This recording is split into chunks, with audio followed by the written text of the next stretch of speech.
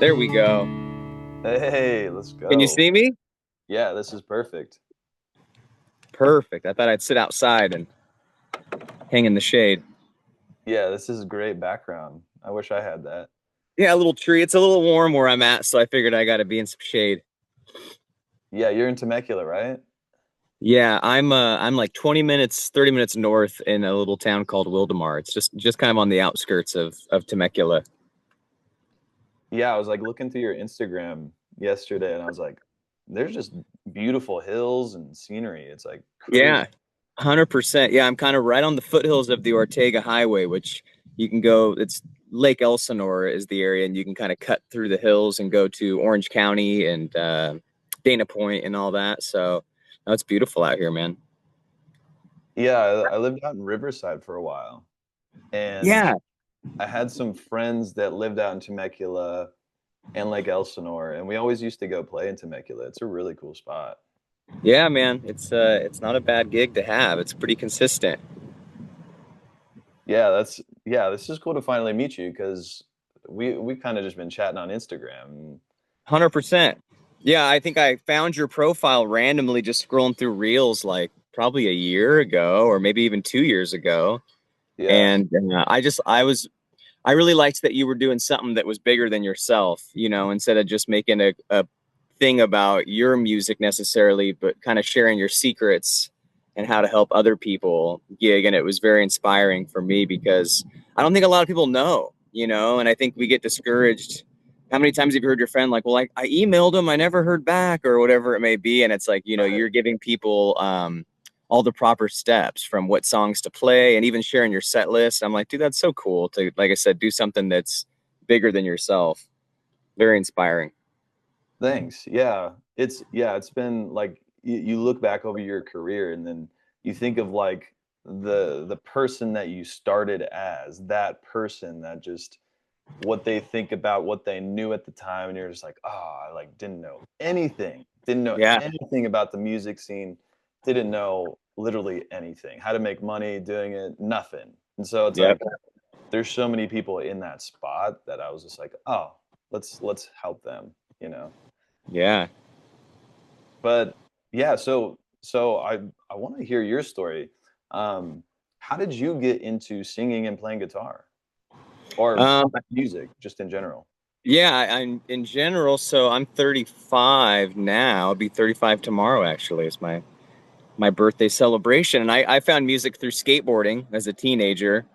Um, because, I'm from the era of when you'd buy all the VHS and DVD skate tapes and go to your buddy's house and we'd all watch skate videos Yeah. and everybody kind of had music on all those skate videos. So I was growing up at such a young age. My parents weren't really musically inclined, although there's a lot of music influence in my family. Like my mom and dad, I didn't grow up with them necessarily playing music or playing a bunch of music in the house.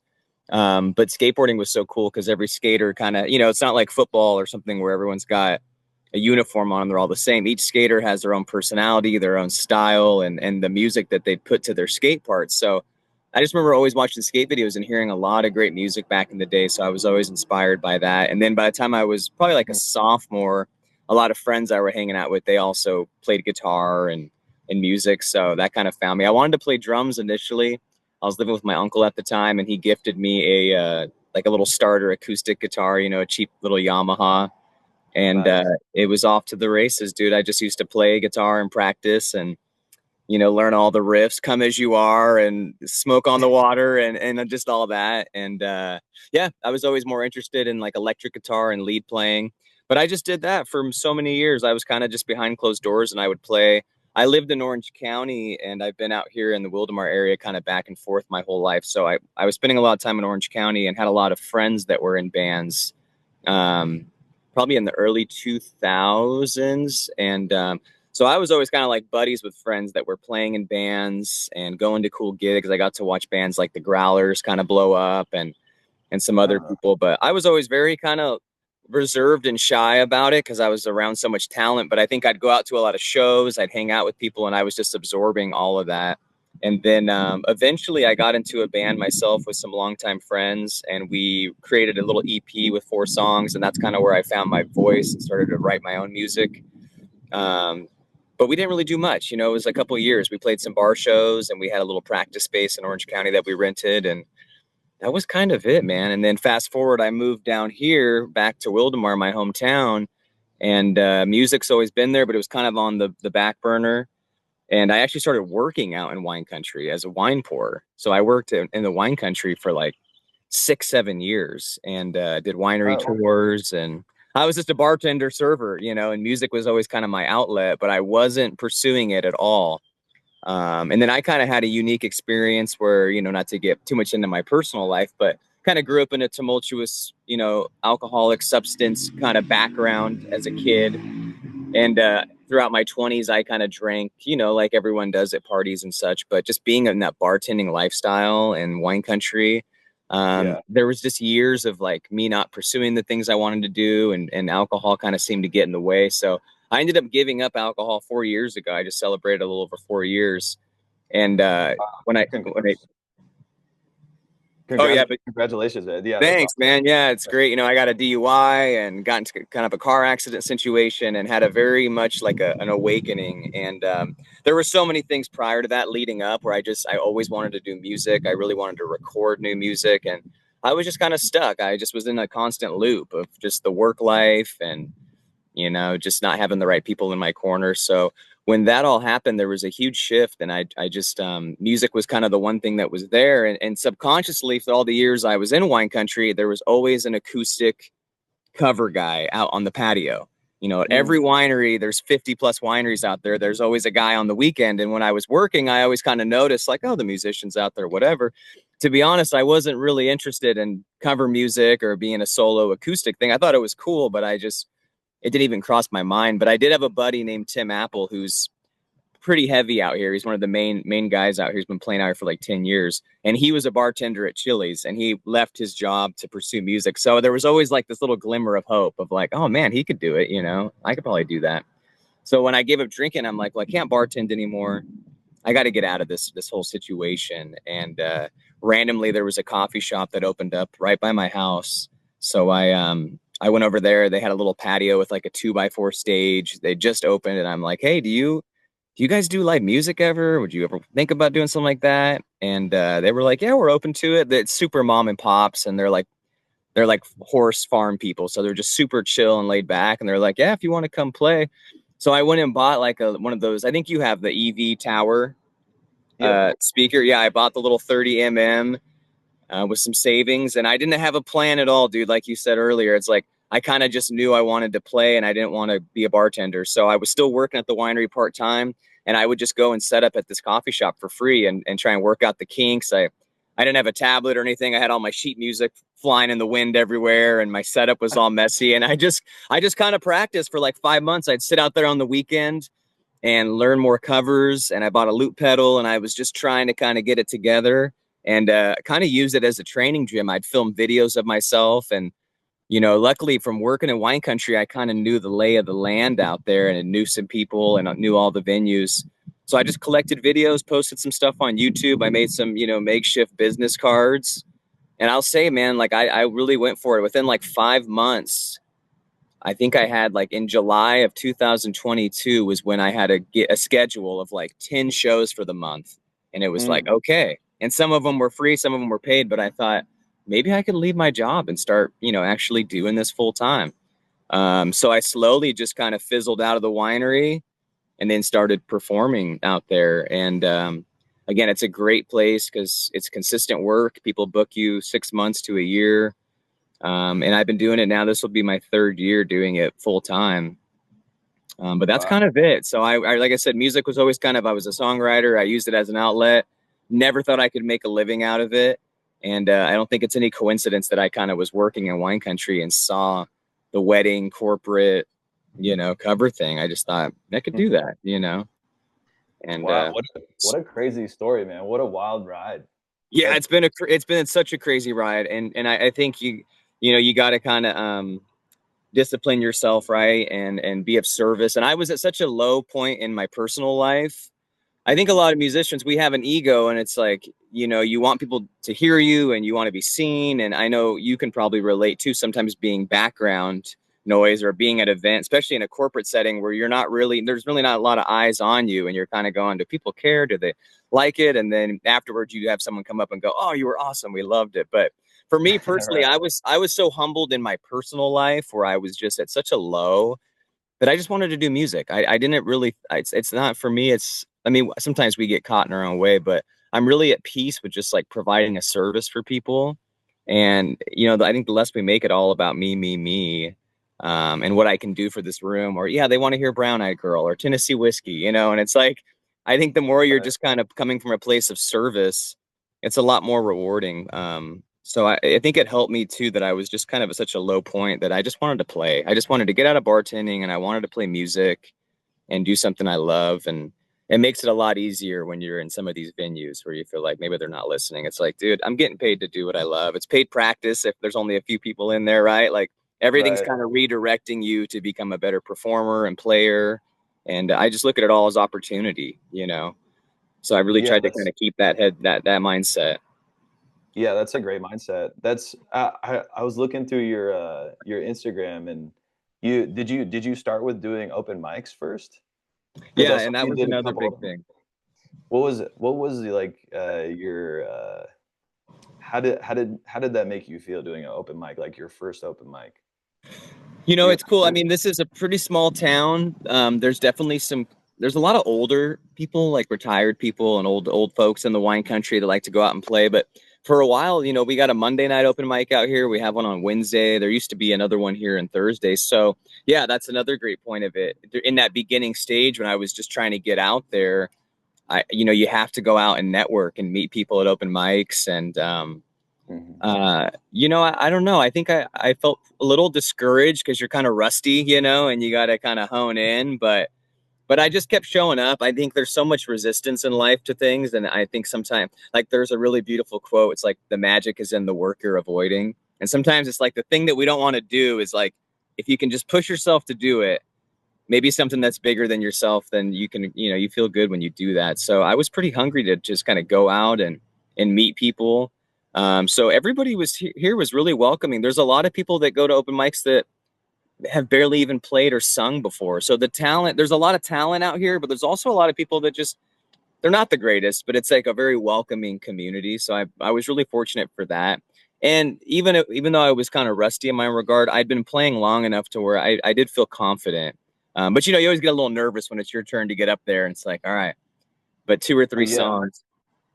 Yeah, Um, 100%. Yeah, it's interesting that just hearing you talk, like, I think we read a lot of the same stuff, because a lot of the quotes that you're using, I don't know who that was, but I remember reading that too, and I really liked it. And then you said skateboarding, and you're 35. I used to skate, and I'm 35 as well, I so love it. it's crazy. Yes, dude. We have so Yes. many similarities.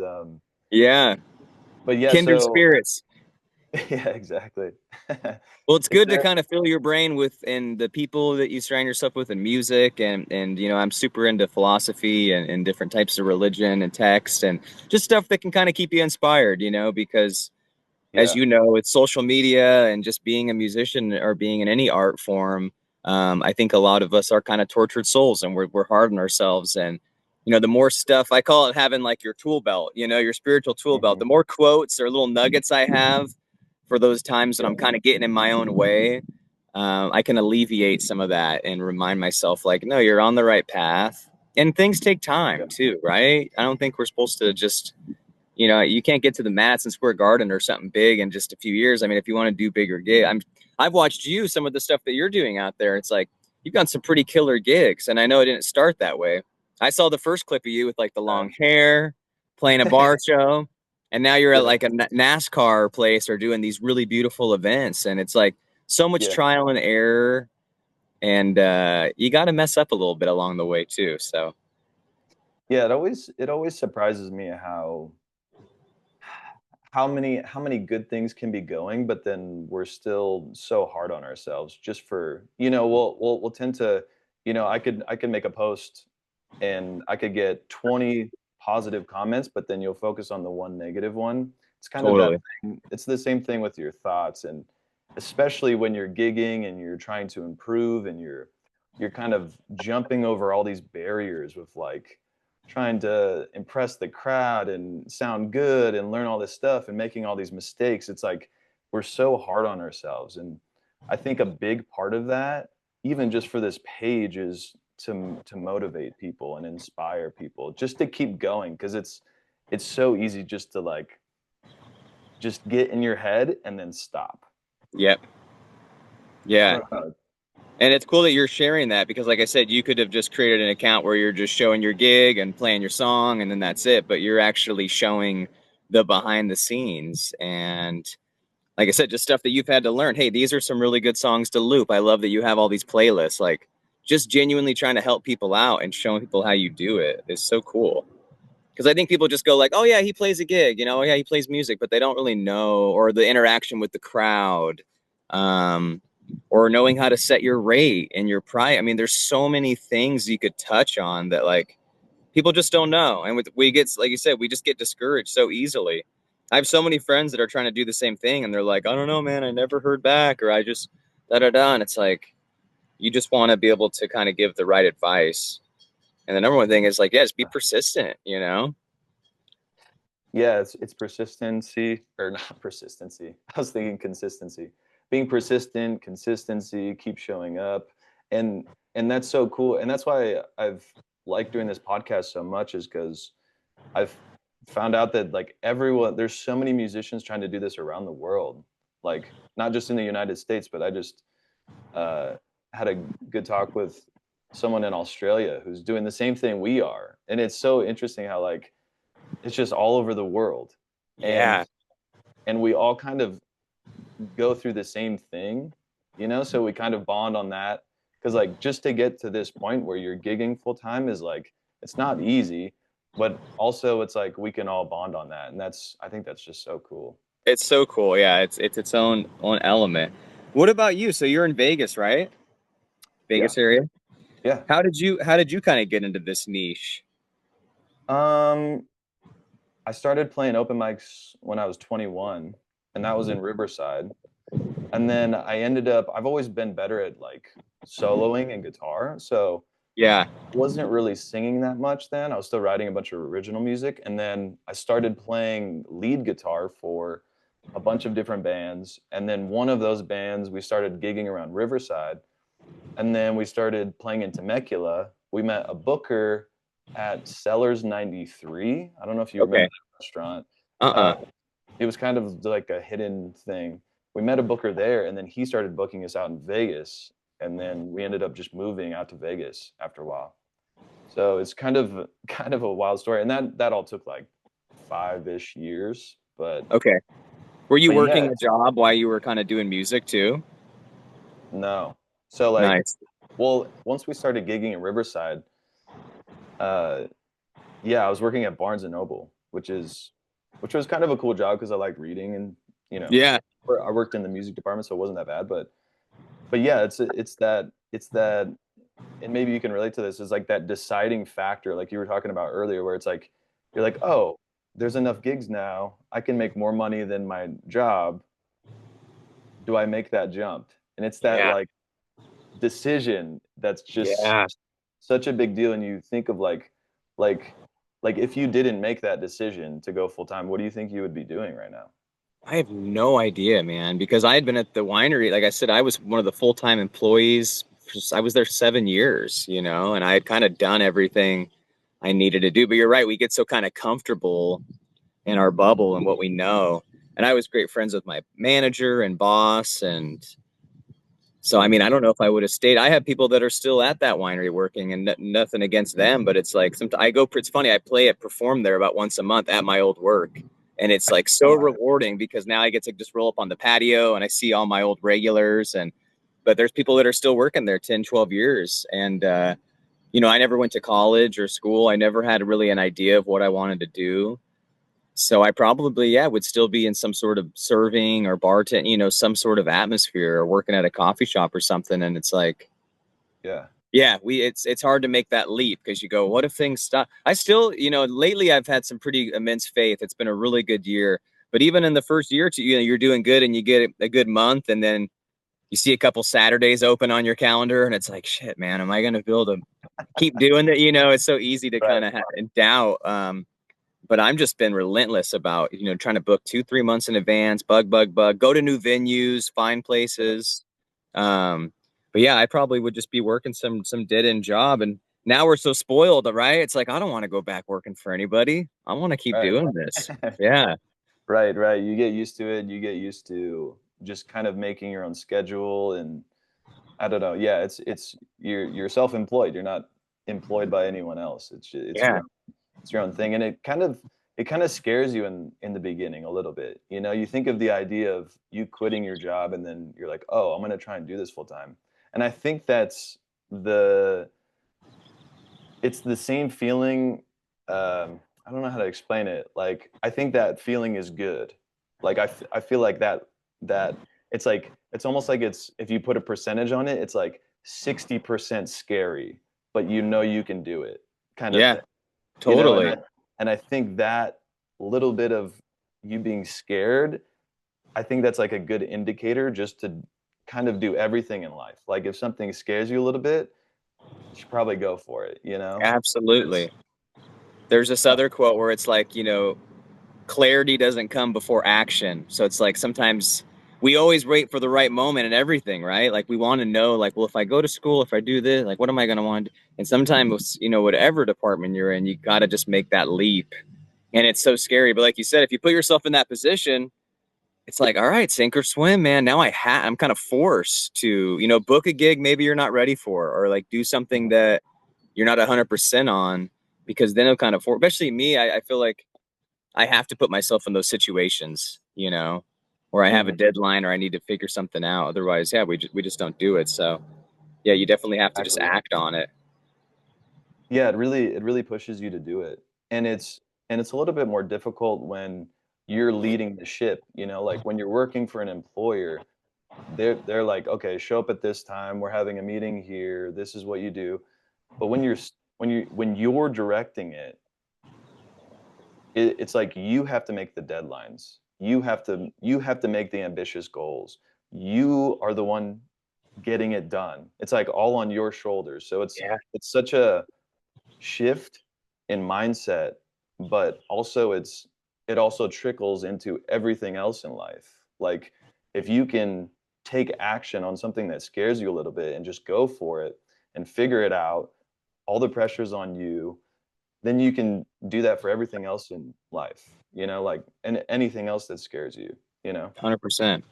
Yeah. Yeah, it's like a muscle too. Like the more you work that, you can kind of relish and give yourself a pat on the back for doing the things that kind of scare you. It's like do it afraid. It feels good and it becomes easier. And that's even from open mic or anything. Just the more you get up there and just keep doing it.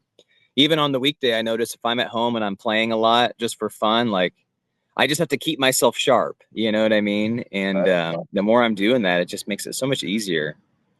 And Yeah, I was watching some of your new songs and stuff, your content, and like it's so good. You have like really good like camera shots and stuff like that.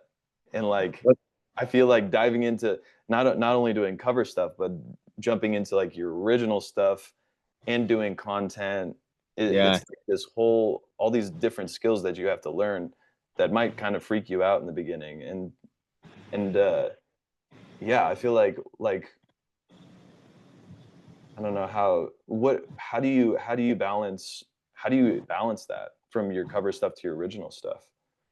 yeah. As you know, the social media thing is just a forever tricky. It's such a tricky thing, man. Even this week, like I won't say it fell off, but I just feel like I needed to, like, all right, I need to kind of like regroup a little bit. And it's just staying consistent with posting, right? And then also wanting to just be present. Um, Yeah, Mhm. all those beautiful shots, those are all done by my good friend James Watson. He's got a company called Media by Samaj. So he's become a really good friend of mine, and I pretty much just have him for everything that I do creatively. And he is a musician, but he used to be in bands and stuff. So he has that music background, and he does a lot of stuff out here for other musicians. So he's been the guy that I've kind of gone to for those music videos. And he created kind of a package that made it really easy. Where like I know music videos and long form content is kind of a thing of the past. We're the same age, so it's like we grew up with like music videos and enjoying those Right. things. But now, as you know, everything's 10, 15-second reels. Almost the Yeah. quicker the better. I just posted one today that was like 10 seconds long because it's like that's our attention span. But he does something that was really cool. I kind of had an idea for my single Mondays Bound to Come to do kind of a quirky, fun video about kind of a guy that leaves the office and goes on an adventure type thing. So we filmed all these establishing shots and he put the music video together. But then for guys like you or I who might be too busy to know what to post every day or are overwhelmed with having to figure all that out, he'll do the whole shoot and then he'll put in your Google Drive kind of like a bunch of just 10-15 second shots, whether it's just like the lake or it's you playing the guitar for a minute and just stuff that he captured throughout that shoot. He'll put it all in the 916 frame so it fits to your phone, and then he'll just leave you with a folder. So it was Mm. so cool. Like with the Mondays Bound to Come, I had the whole music video, but to tease it, I had all these shots already. It was like me skateboarding real quick, or just little things that where I didn't have to think about it so much. It's like good quality video. It's just long enough to cheat, like to kind of tease the intro or whatever. So I would just go through that folder every night and kind of find a couple little things and create a reel or go on CapCut real quick and do Mm-hmm. it. And I will say, like, one thing I noticed is doing all the shooting and all the recording, like doing the work first and kind of letting it sit for a little bit and collecting the content has been a huge help. I think sometimes we like write the music and we're like, all right, I got to get it out right away, or I need to post today. What do I post? And it's like, for Mm. me, I have 4 songs I recorded last year, and we went and shot all those videos like 3 months ago, and I'm just now kind of posting it. But I have so much to kind of choose from now. So moving forward, I'm like, dude, I want to stick to that formula of like not feeling Mm. the rush, but kind of building. I think I saw of all people. The rapper Little Dicky, the white rapper guy, Yeah. that's so funny. He was talking Yeah. about that. He said like when he blew up, he had like 9 or 7 months of content, like whether it was original music or clips, and he just kind of kept building all of it. And then he would release like a song a week, and he just had all this stuff. So like Oh. getting ahead of schedule, I think has made it a lot easier for me to kind of have good looking content too by hiring somebody. I mean, you can do a lot of stuff on your phone, but it's cool when you get somebody with like a legit camera that can really get some of those establishing shots. And then as far as just original music in general, that's always kind of been what I really love to do is music's always just been an outlet, and even listening to music, not necessarily just playing it. I love music, and I think I've gotten a lot more like reflective and introspective in my personal life. So music's kind of a way for me to express myself, and it's been a personal thing in the past, but now that I'm playing full time and kind of got my chops a little bit better in guitar playing, I've just tried to keep a balance of like, even though you're doing covers a lot and people want to hear the songs they know, don't lose sight of your original music. And I Mm. don't really expect any like major end goal. I think it would be cool to maybe get some placements in like TV or film, or there's so many avenues you can go. But really, dude, I'm just going, you know what? I've made some money gigging, I've saved some money gigging, and now I can pay to go into a studio. And Mm-hmm. I just want it to have a legacy of my own. It's like when you look back at an old picture of yourself or something, it's so fun to listen to these songs you record because you remember where you were when you made it, and Exactly. Yeah. um, and I just want to share it. I think we get caught up, like same with the Instagram, Spotify and the numbers, and it's hard to not want to look at Spotify for artists and see how many people have streamed it. But I just kind of have been keeping myself in check of like just make the music, just make it, and if it resonates with people, that's great. But I just yeah, I want to make sure that I'm not losing sight of that as I'm doing cover music too. But so yeah, so I'm still writing. Yeah. I've been writing a lot lately. I'm gonna release 2 more songs off this EP in the next few weeks. But yeah, definitely hiring someone to do some of the content stuff really alleviated posting every day. And but like I said, to be honest, even this past week, I released a second single. I posted like one video about it, and then I kind of like fell off the wagon a little bit because it's like Mm-hmm. sometimes you just want to get back to life. It's like, man, Totally. Yeah. I got laundry to do and like human things. I don't want to. So Right. The content takes so long and it's a lot. It's a lot of work, especially when you have a whole cover gigging schedule, you have all these releases, you got to do studio time, you got to just yeah, it's a lot going on. And I feel like I don't know if most people realize how much for essentially you're doing all of it for free possibly too. Yeah, You know, you're doing totally. all this, you don't know how much you're going to make from it. You don't know, you're just doing it because they're your songs, and then you're going to look back and be like, "Oh, that was a moment in time." Like you're going to Yeah. look back in 5 years and be like, "Oh, I know exactly where I was. I know exactly what my life was like during that song, where my head was at, you know, the like everything." Yeah, it captures a moment in time. And so yeah, it's so special, I think. And Absolutely. is it do you keep do you do your originals at your cover gigs? Not enough, you know. I think I've kind of, like I said, I Do you know like some people separate that it? really. What's that? Do you separate it? Like do you have original shows and then just your cover shows, or how do you do it? No, but you know what? That's something I really kind of want to work on. Like I said, now that I've had a few years out here and I've met a lot of people and networked, I've met some great people that have venues that would love to um, supply that. And I just had a guy yesterday at my gig. He's like, dude, why don't we get a band out here and like have you just do your stuff? So now that I have this EP rolling out and I have some other songs, I would love to get like a 2 or 3 piece band and maybe have a ticketed event night or something that's not a winery gig, you know, even if I'm not getting paid, or I could pay the players to come out. But, you know, just do 6 to 8 original songs or something would be so cool. I got my local coffee shop here that would love to house that as well. So that's something that I want to start incorporating like in the next year or so. But when I'm out in wine country or I'm somewhere, I've really kind of just got used to playing the ones people know. You know what I mean? And I'm really at peace with that. I like taking all these covers and kind of putting my own spin on them. Every once in a while, if I feel like people are engaging and you kind of win them over with the covers, I'll do an original or two. But a lot of the stuff I write isn't necessarily meant to just be kind of acoustic. I think, you know, I play the keyboard and other instruments, and when I write a song, I always think of the production of it. Like, oh, it'd be cool to add all these elements. So sometimes I have a song, and I mean, some are pretty acoustic guitar driven. But sometimes I think because it's just me out there, if I had a band, it'd be more fun to play some of these to get the point across. And not in a negative way, but I just realized like a lot of people don't care. You know what I mean? Like they want to hear Tennessee whiskey and all the other ones, and it's like, and I'm kind of at peace with that because I know like when I'm there, I'm doing that thing. And then when I get home, I'm still sitting on the couch and working on that new song, or I'm going to the studio on Monday or whatever it is. So and I've had people that still come up. I'm sure you get that too. They go, "Do you got any original?" I love when like an old dad comes up or someone that plays music and they put a little money in the jar and they're like, "Play an original." I'm like, "Awesome, yeah, I'd Yeah. love to." And then even at my coffee shop here in town, Montague Brothers, where I started, you know, those are the kind of venues where it's an hour long set. Um, I have a lot of like just friends that come to that place, so that's a great time to where I'll brush up and do a couple of originals. Like the other day, I tried a brand new song out. So I guess it just depends on where I'm at. But like yeah, in the wedding, winery, corporate setting, I just kind of stick to the list and do the fun ones. Yeah, it's always so interesting doing that because in the beginning we started doing originals, and then you slowly, well, for us it was like you gravitated towards the covers because then it made you money. But Yeah. then you're like, oh, I'm tired of playing covers. Start writing music again, or start writing more Mhm. songs.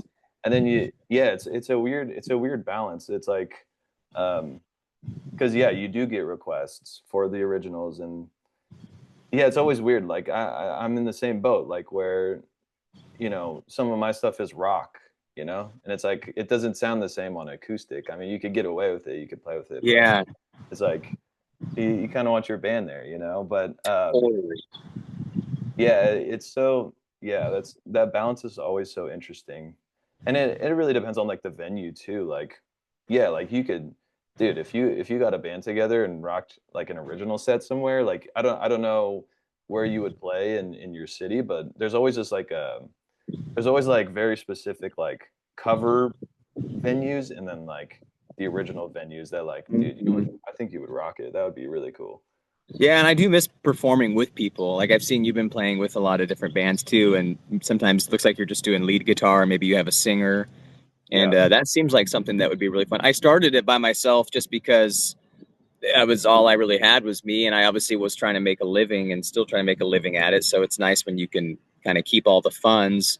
And sometimes it's hard to find people that are as dedicated or consistent, you know, and people that are as hungry for it, because I think some of us artists can be a little flaky, you know, or and Yeah. you know, you kind of want a certain skill set too. You want to play with cats that are really in the pocket and know how to kind of leave space. You posted a video recently of you playing, I want to say it was a solo over Fleetwood Mac, maybe. Was it Hmm. Dreams, maybe, or Yeah. yeah, and like I keep learning more and more. It's so funny when you first get into guitar, it's like how many notes just rip, and then the better we get and the more time you spend in a studio or just other musicians, whether you're a bass player or drums, it's like leaving space is the best thing you can do, right? Like just Right. leaving, and you did that so perfectly on that solo. It was just like you were following the melody, and you know, you throw a couple riffs, but it's sometimes less is more, you know, and it's like, 100%. Yeah. and if you don't know what to play, just don't play. You know, I feel like we get nervous, or you see that guitar player that just keeps trying to like find the key or the note, and it's like just watch Hmm. what everyone else is doing, or like a great bass player and drummer that can just keep it in the pocket. You know, Hmm. um, Yeah. yeah, you crushed it on that. The tone sounded good, but it just reminded me of like that. Yeah, leaving space. So I also am always looking for players that kind of understand those kind of things, and it can be kind of hard. You know, again, it's a small town out here, so it's kind of just Groundhog's Day. After like 2 or 3 years, you're kind of just around the same people. So Mm. I got to just find a few folks that I really mesh with. But I do miss playing with people because it's just a different energy. I'm sure you love it Hmm. versus acoustic too, right? I mean, Yeah, it's the reason I do both is, yeah, it's like the cover gigging thing is more efficient. You obviously make more money. You don't have to worry about the band drama and people showing up to practice, and it saves you time and it saves you money.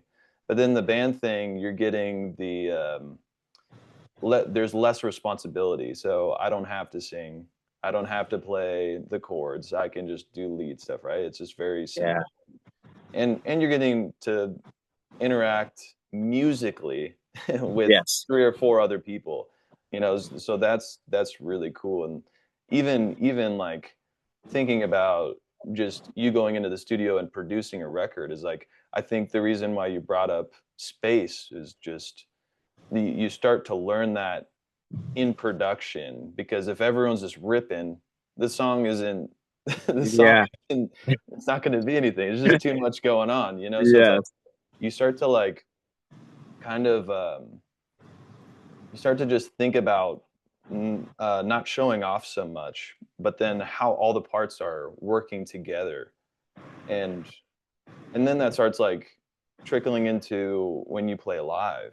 Like, hmm all of a sudden you're playing with 4 guys, and I could just be shredding and be like, "Hey, look at me, like, this is my show, look at me." But yes, then all the parts, you're separate from the other parts at that point.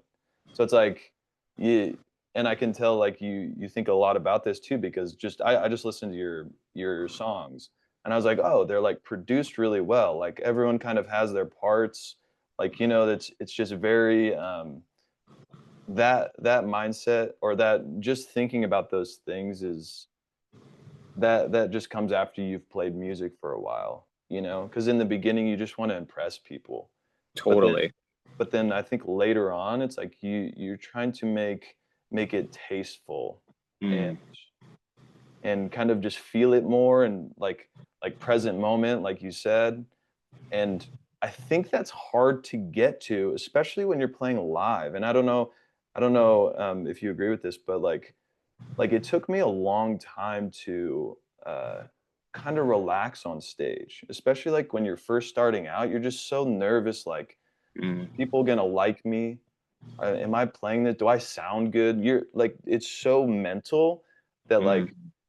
I feel like it took me so many years to, like, relax on stage and be like, okay, I'm gonna do this solo. It's gonna be improvised.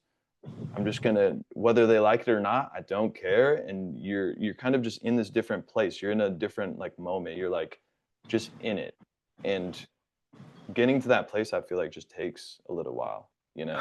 So long. Like I said, this is my third year doing it, and I feel like I'm just now like starting to kind of step in. And I still every once in a while, as you're about to start somewhere and it's busy or something, it's like, all right, you know, if the first few songs in, you're trying to get your tone all dialed in, and I'm always like my ear for myself. I feel like I don't have like pitch perfect by any means, but it's that relative pitch or something where I'm always listening to myself like it's kind of off. You know, I just have like that keen ear where I don't like how it's sounding, so I always want to make sure it's dialed in. But no, I agree. Especially for me, who, you know, always had a few beers or a drink to kind of ease those nerves. It was like I've done this whole thing sober, and it's like, man. And I'm at a lot of bars and places where they're serving drinks, but I'm like so in tune. So no, you're right. It takes so long, and a lot of people, I don't think they're not patient enough. We just kind of, I had a buddy who played in San Diego a couple times, and he's like, I asked him why he quit because he worked so hard to get a couple of these really nice hotel gigs, and he said it sounded great. And he was reflecting back on it on the phone the other day, and he's like, you know, it's funny as you're talking, because I was telling him about all of my success and how good it's been, and he was really inspired. And this is a longtime friend of mine, and he's like, you know, it's funny as I'm like kind of thinking back to when I was playing. He's like, I'm asking myself like, why don't I want to go again? And he was just being really vulnerable. He's like, I remember like looking at the hotel manager and thinking like, does he like me? Does he like how it sounds? Like, why is he not? Why doesn't he care? And it's kind of the same thing. Like you said, it's such a mental thing. And I had to remind him as I'm reminding myself too. It's like, dude, it's a business. You know, they're bosses. They got a whole team of people they're thinking about. They're over here thinking about hotel get. Unfortunately, music's not the only thing. So, I mean, I'll hear people laugh at a table and still be like, are they laughing at, you know, it's like, you'll let yourself think crazy things if you let yourself. And it's like, you Yeah. know, again, not in a negative way, but people aren't really paying attention as much as you think. Not that they don't care, but they're just, you know, we're at venues where they're mingling or they're celebrating a birthday or whatever, and you're just adding to that. And you're right, just kind of Yeah. not being nervous. It's taken 2 or 3 years, and also trying to get better equipment and just get the chops right. And it takes a long time, man. Yeah, and it's so important to kind of push through that stage as well. Like it because there is so much going on. Like people don't really think like when you think about gigging, I think most people think of like okay, learn the songs, all the basic stuff, right? Just like get the gear, learn the songs and stuff like that. But then the I think the hardest part is the mental battle. It's the because like I've bombed so many gigs where Mhm. you know I thought I sucked, and then people come up to you after and they say they like it, or you know like our mental thing is like we add so much baggage Yeah. to our thoughts when we play, and it's and once like even just within the last couple of years of playing, like I've tried to focus more on that of like the less you can think about on stage, the better. Like when you get to a point where you know the song, you have the right gear, your sounds are dialed in, everything sounds good. Like you kind of get to a spot where it's just I don't know how to explain it. It's just different. Like you don't want to be thinking about everything else. Like there's a million things you could be thinking about on stage. What the manager thinks, what the audience thinks, what's the next chord, what's scale do I use to solo over this? Does it sound good? Is this the right guitar patch? It's just like you want all of that gone. Yeah. And and then you want to be on stage creating an improvised solo or in the music so much that you forget all of those thoughts. I don't know how to Yeah. explain that, but No, I totally get it. I yeah, think, and that's for me too. Sometimes, like I said, I have to kind of go back to the what I said earlier about the less I make it about me and kind of, even if I'm at a bar and it's background, like engaging with the guests or not. So I'm always so focused on wanting it to just be everything. I'm so OCD, so like I want to hit every note right, whether that's right, guitar or same. vocally. I want to get that loop. I just want like a flawless performance. But it's like they don't need a perfect performance. But when you're having fun, you know, and you're engaging, people pick up on that. Like, you know how it is when you go out and you see someone playing and you can just tell they're having a good time. It's like, look at that dude's freaking rocking out. He's just enjoying himself. And that sometimes resonates more than just us like trying to be perfect. So even the other night, I don't know, you saw I posted on my story, like I walked out, I hit my loop and I walked out onto the floor and there was a bunch of like cougars with their little Yeah, winery hats. And I was just like, soloing with them. And again, I wasn't, like you yeah, said, I was free of thought. I wasn't thinking about, is it perfect? It's like I was just having fun, you know? And that's what the crowd picks up on. It's like, this guy likes what he does. He's trying to engage with us. And Sam, I don't know how you feel about like talking in between. Sometimes I go to a gig and it's like, do I want to talk? Do I want to even say anything? You know, you say a couple words besides thank you. And I'm like, they don't care, you know? And then I've noticed sometimes you got to win them over because your body language speaks so much, you know, if you're just kind of like, oh, thank you so much and go to the next song. But I've noticed those nights when I've been a little more open hearted or a little more vulnerable, or I'll just say things in between. Like, but Hmm. at first I would try and be like comedic or say like a cheesy joke, and it's like, I'm kind of just like, I'm like, just knock off, like, just be like, be authentic, you know? Like, I always express a lot of gratitude. Like, thank you guys so much for letting me come up here and do what I love most, and have a great weekend out here, and just like the basic stuff, you know. But the more I engage with people, it's like you got to win them over a little bit, and it's like, oh, they do care, you know. And I don't care if you're doing Sweet Caroline or like something that's like cheese ball. It's funny to get people engaged, especially if they're all drinking. You know what I mean? Like, Right. messing with people on the mic. Like, I've seen some of your videos too, where you're like talking to people and you're like bantering with them. You know what I mean? And but sometimes it's hard to draw that line because you're like, you don't want to talk too much either. You know what I mean? I know some people that like go into the storytelling, and it's like, so yeah, I think just having a balance. Yeah, it's weird. I've seen, yeah, I'm kind of the same way where it's like sometimes you don't feel like talking to the audience at all. And then some days you're really chatty. And then some days it's like you find a, a good spot with it where you're like joking with them and you're playing songs and you're entertaining. It's kind of, yeah, talking on the mic is so different. I think people assume that since we have a microphone and that we sing that you can just talk on the mic and it's easy, and it's definitely not. At least for me, it wasn't. No. And it's you definitely want to. It really depends on like the venue, I guess. When just talking on the mic, like some venues, I don't talk at all. I barely talk. Some Yeah. other venues, I'm messing with people, I'm joking with them.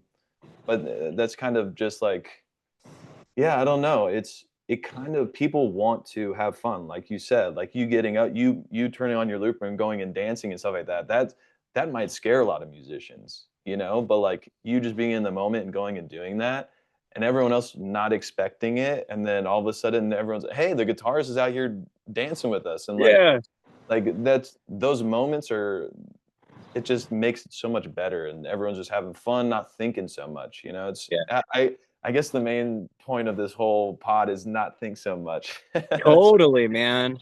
Yeah, because they're not all musicians out there either. You know what I mean? They're not yeah, thinking about all the technical stuff like we are. So it's like, yeah, you're right. I think it's to get out of your head and just be persistent and not believe all your thoughts, you know, and it's all a blessing. It's all an opportunity. Even a gig where you're kind of feeling off or just something doesn't feel right. I always tell my, because those days come too, right? Where you play and it just, whether you feel off vocally or you're just kind of like, you mhm, can't seem to kind of, sometimes you're not like just overbound in your head, but it just feels off in a general sense. I always try and tell myself like that just means tomorrow's gig is going to be really good, you know? And it's like just choosing right, just choosing that belief of like, I'm going to choose to just think this.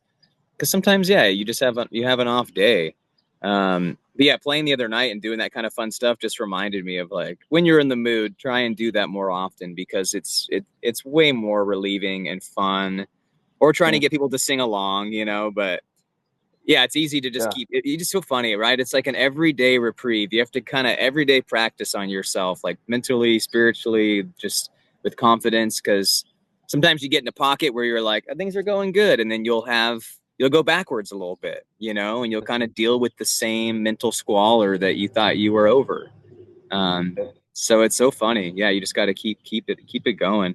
And I keep always asking myself, what else would you be doing, Travis? If you're like, you know, you're getting paid X amount of money per hour to play guitar, whether there's two people out there or 22, like you don't want mhm, to do anything else than this. So it's all good, you know, and just, and keep practicing. And there's so much room for growth. It's inspiring. There's so much yeah, still to learn. There's so many songs to learn, equipment to get to buy. And I think keeping yourself inspired too, whether it's like getting a new toy or your amp or guitar pedals or whatever it is to help you improve. Because just as much as it is for them, I think we got to keep ourselves inspired too, right? Like I started yeah, with the tower 100%. and then I bought some QSC speakers and I keep kind of trying to get my tone dialed in. And it's like the better I sound, the more confident I feel. That's even with how you dress and how you carry yourself, right? There's so many other little things too. It's like that look good, feel good thing. Yeah, I wanted to talk to you a little bit about that. Like you have a really cool style. What do you how did you what do you think about like artist image and identity and stuff like that? Yeah, I think I don't know. I think it's important to, again, for ourselves to just be authentic and kind of get into the style that we like. When I was working at the winery, I used to be kind of, like I said, a skater kid and always had the long hair and the look. And then it was funny, I moved to Temecula and I kind of got like clean cut and I just wore a polo every day. You know what I mean? And I started golfing and I just became like a Temecula dad kind of, no offense, but I just kind of like lost that part of myself a little bit. And I was just, Yeah. and had a little gut going on for a little bit. It was just like just living that style. And then I don't know, yeah, I think when I got back into music, I just kind of wanted to start stepping into myself a little more. And I like to think of like a melting pot. Like I am kind of a skater, Southern California kid, but I also love the music thing and the hats and all that. So I'm still kind of stepping into my style more and more. Mm. um but I just think, yeah, I think it's important the way that you dress and look. And as you know, you go to certain venues, it's like going to a job interview, and people judge you off the way you look. And that sucks, but it's just kind of the way it is. Like I think about every time I go to play, where am I going to be at today and how should I look? If I'm at a place a little more upscale, it would behoove me not to dress a little sharper and look good. And then I got my local coffee shop where I can just wear a ball cap and whatever. But yeah, I think style is important, because we all have our own authentic taste and it's a creative decision. It doesn't have to be super expensive stuff or materialistic. I go to the thrift store. I just went and bought like three, short sleeve button ups at Goodwill this morning. Just I'm like, all right, summertime, I need some stuff. Nice. Um, but yeah, I do think look good, feel good is such a huge thing.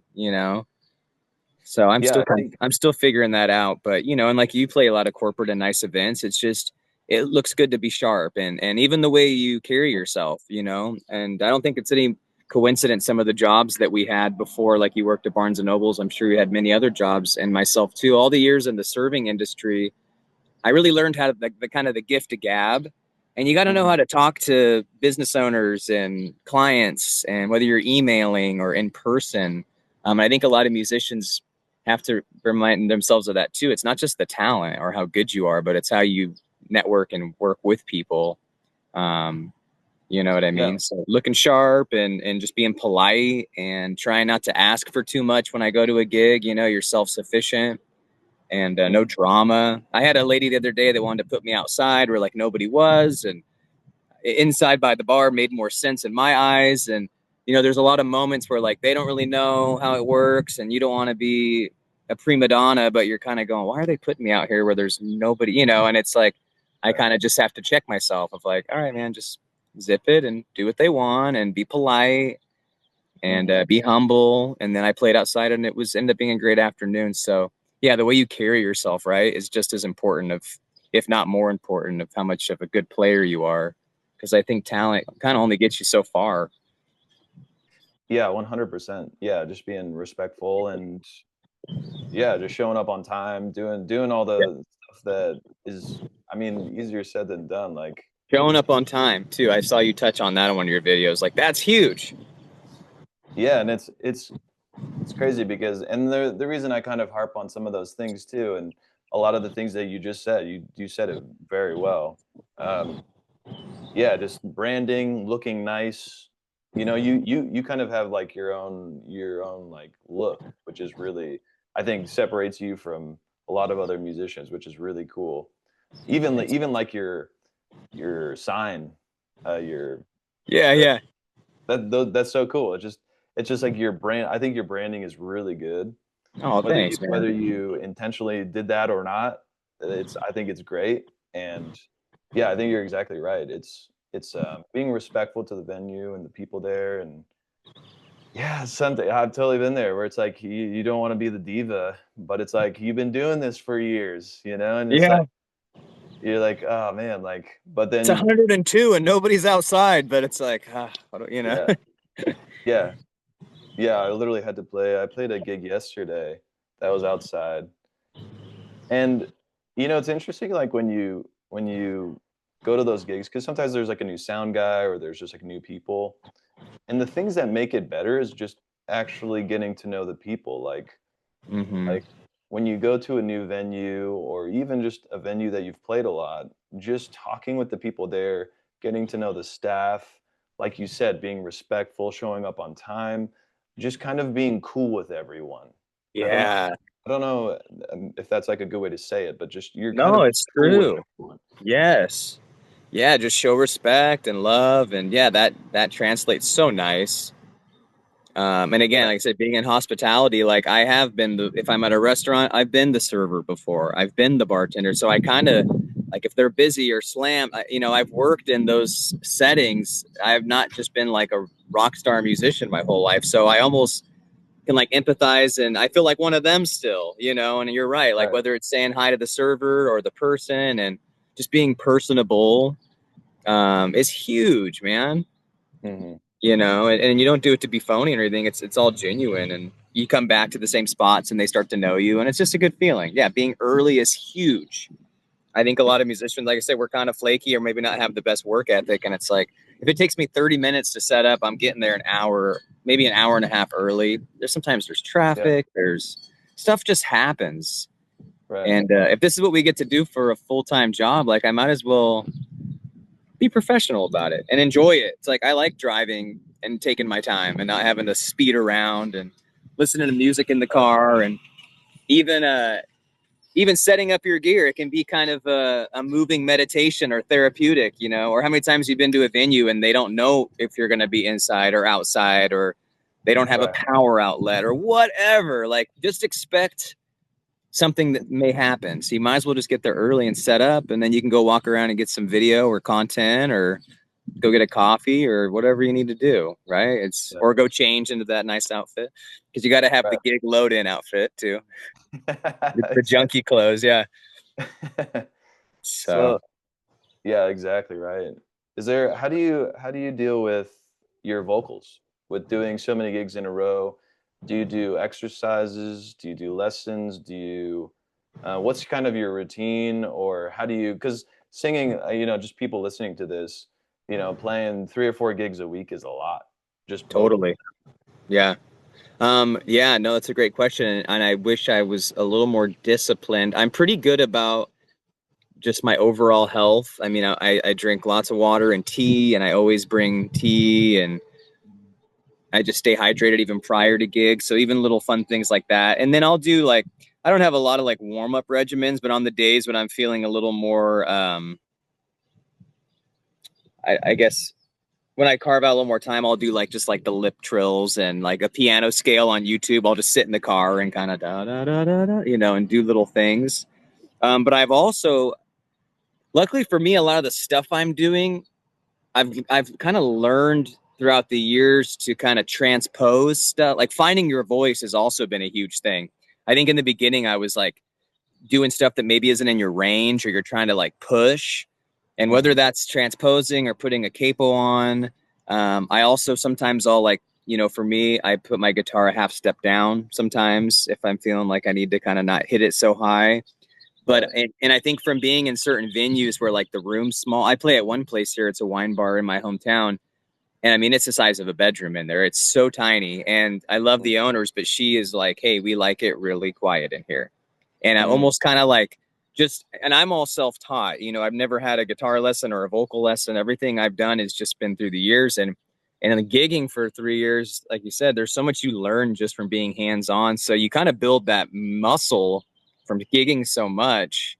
And Hmm. I've just kind of had to learn how to use head voice, how to sing a little softer, so many fundamentals. So I don't have tons of like warm up exercises. I try and sing in the car, do a few things, but I think finding your range too is really important. And like I said, I'm not really doing anything that's like punching my vocals. I'm not doing any crazy rock. It's very like loungy, folky stuff. And also when I start somewhere, I kind of have, I don't know if you do this, but I have my first few songs, depending on the venue, because I try and read the room. I don't go in with like, oh, I'm going to start with this song or have a set list.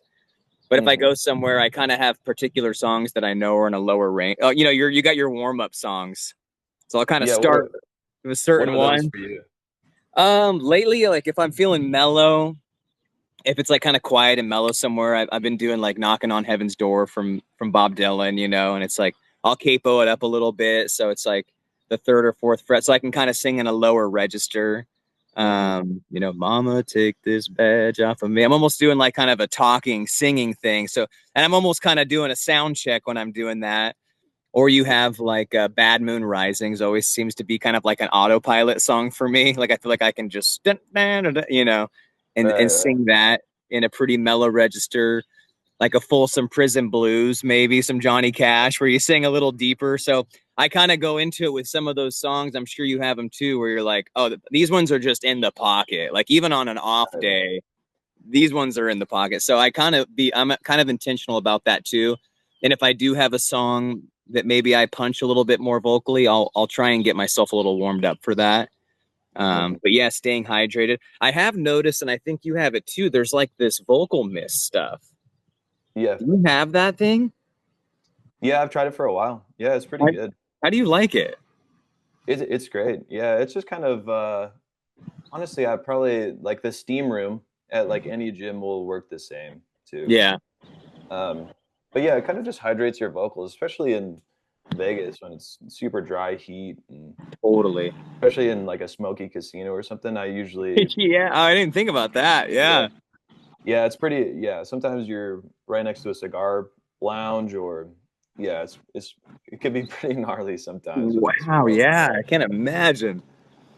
But yeah, like just doing yeah, vocal mist will hydrate it, and then honestly, the steam room works really well because Yeah. you're hydrating your vocals, but then it's also bringing down the inflammation because it's so hot in there. So Hmm. if I have like 3 or 4 gigs in a row, I'm gonna go to the steam room and just kind of bring all Yes. that down. And that's good for so many other modalities too than just the voice. So yeah, that's definitely like the Yeah, OG way of doing it. yeah, and I But yeah, yeah I just stay hydrated and I don't drink, like I said. So it's nice. I'm always kind of just on the water tea game. yeah. You know, even a good night rest, right? I mean, getting good sleep, a good 8 hours. Like sometimes I'll finish a gig and my voice is a little burnt. You know, Hmm. if I get a good night's sleep and have some tea or something, it's like it's gotten stronger over the years just from doing this for a while now. Um, yeah, Yeah, 100%. Yeah, and I always talk about drinking at the gigs too, because like sometimes I'll have a beer or two, but man, I most of the gigs you probably shouldn't drink. yeah, That's yeah. what I tell everyone because it just looks more professional when you don't, and you don't get sloppy. It's just like if someone buys you a drink, maybe yeah, it's fine. Sure.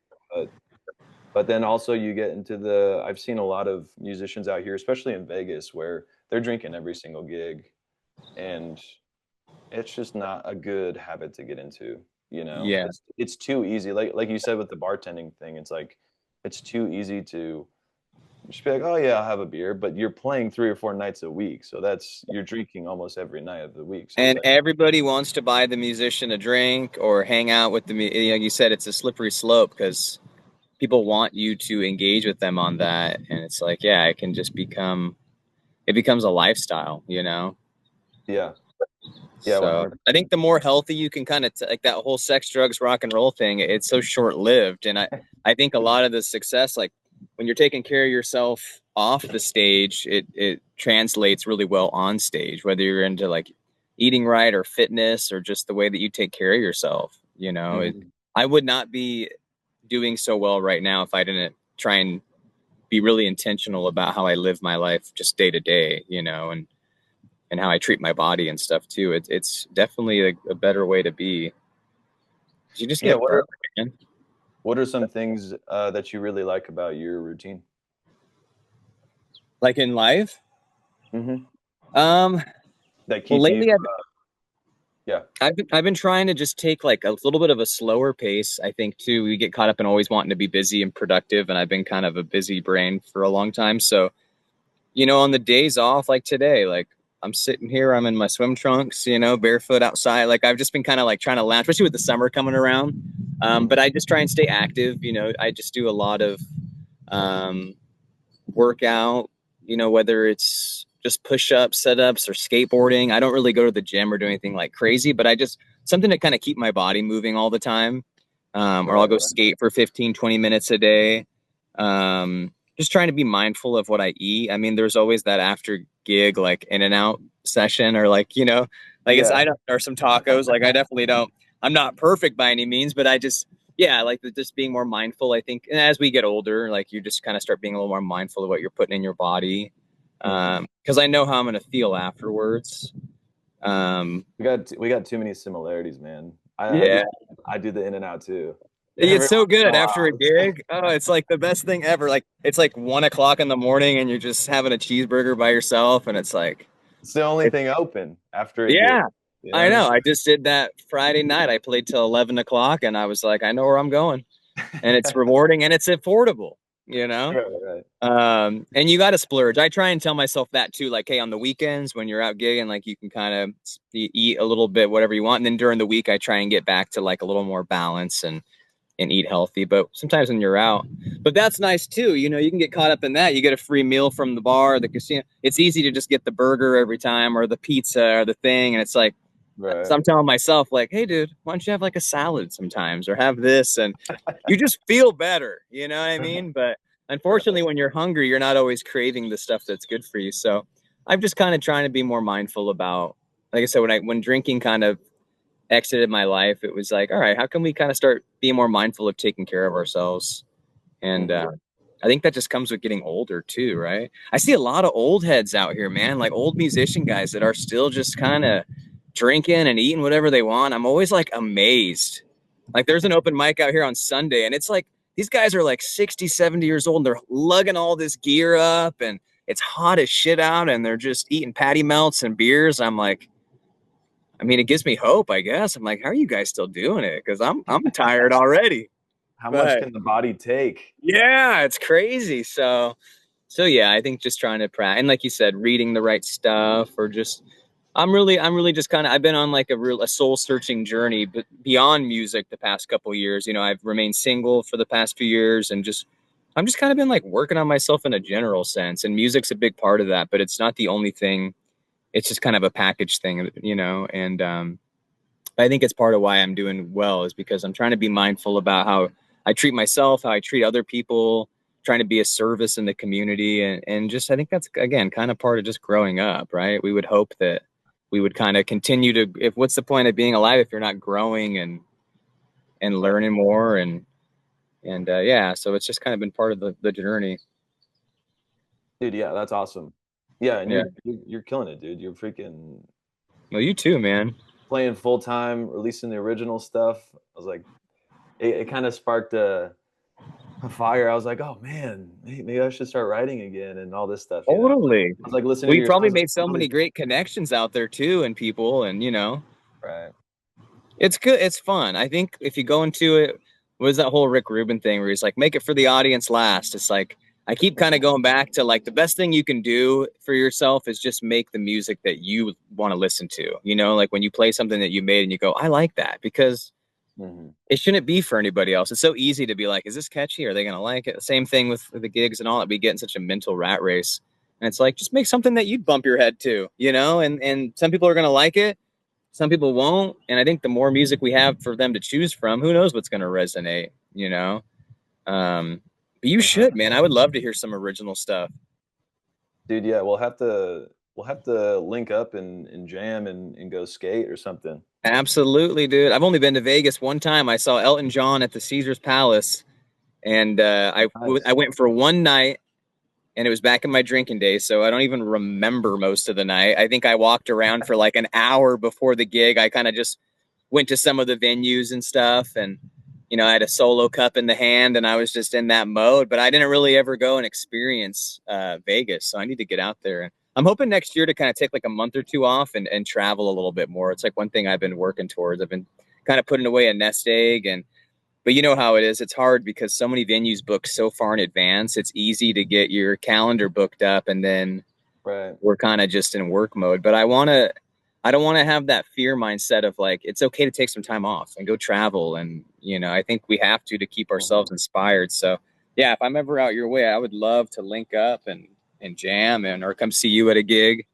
Dude, yeah, 100%. Yeah, it's been a while since I've been to California too. Like a Or yeah, if you come out here. bunch of my family lives in Riverside, and so I haven't been out there for a couple years probably. But dude, yeah, we'll have to link up, man. Yeah, absolutely. Um, where can people find you? So I have my last name is Guilliams with a G, so it's Guilliams, Travis. So I have a website, travisguilliams.com, that kind of has all the links there as well, and usually has my calendar lined up. And then Instagram, same thing, Travis Guilliams _ music. And then I'm on Facebook as well. Luckily, my last name's kind of funky, so if you type it in, I think I'm the only. Actually, there's one other Travis Guilliams that plays music, and he's in Ohio. I'm like, that's so random, but usually it should pop right up. And I got a couple new songs out that are, on Amazon and Spotify and iTunes and all that. But yeah, so you should be able to find me and see where I'm playing. And like I said, usually out in beautiful Temecula wine country or just in Southern California somewhere, wherever they'll take us. Yeah, dude, that's awesome, man. It Yeah. was really cool to hear your story, and you said a lot of great stuff. A lot of I'll be able to clip this and make some reels, and I'll tag you in it.